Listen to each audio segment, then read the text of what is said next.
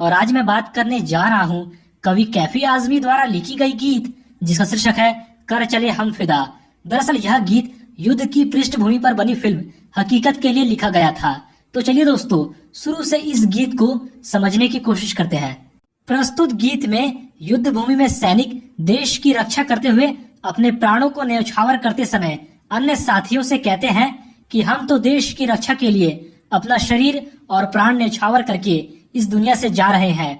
अब यह देश तुम्हारे हवाले है, तुम ही इसकी रक्षा करना।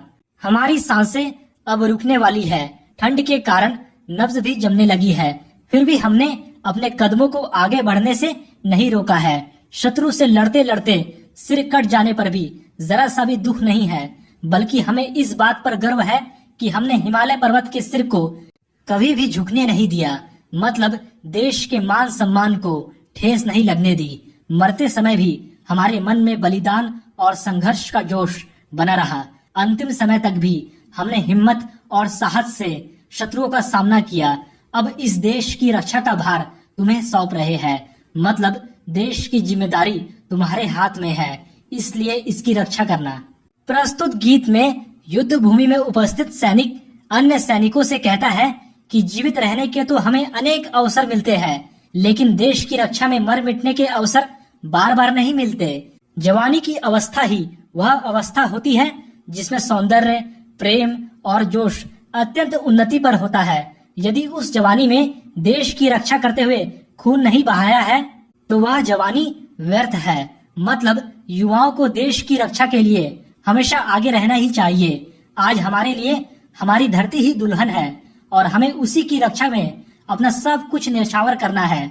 अब यह देश तुम्हारे हवाले है, इसकी रक्षा के लिए बलिदान के मार्ग पर बढ़ चलो।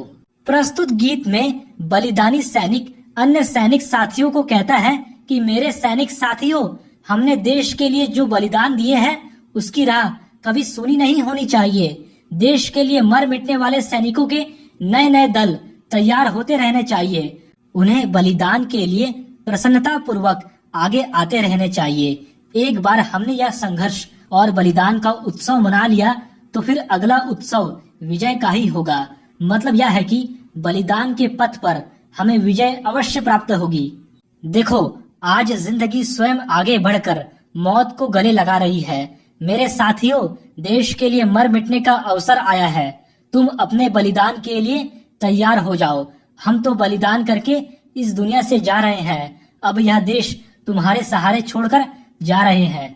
प्रस्तुत गीत में देश के लिए शहीद होने वाले सैनिक मृत्यु को गले लगाने से पहले अन्य सैनिकों को संबोधित करते हुए कहते हैं कि तुम अपने खून से धरती पर एक ऐसी लक्ष्मण रेखा खींच दो कि कोई भी रावण, मतलब कोई भी दुश्मन इस लक्ष्मण रेखा को पार करने की हिम्मत ना कर सके। मतलब दुश्मन के मन में ऐसा डर भर दो कि हमारे देश की सीमा में कदम रखने की वह सोच भी ना सके।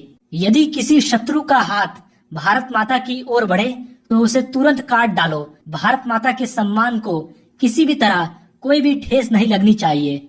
जिस प्रकार सीता की रक्षा के लिए श्री राम और लक्ष्मण ने दुष्ट रावण का सर्वनाश कर दिया था, उसी प्रकार तुम्हें भी राम लक्ष्मण की तरह अपने शत्रुओं का नाश करके भारत माता को सुरक्षित करना है। अब तुम ही राम हो और तुम ही लक्ष्मण हो। अब तुम ही भारत के रक्षक हो और भारत के रखवाले हो। अब हम यह देश तुम्हारे हवाले करके दुनिया से जा रहे हैं। इस देश की रक्षा करना। तो दोस्तों, इस वीडियो को लाइक और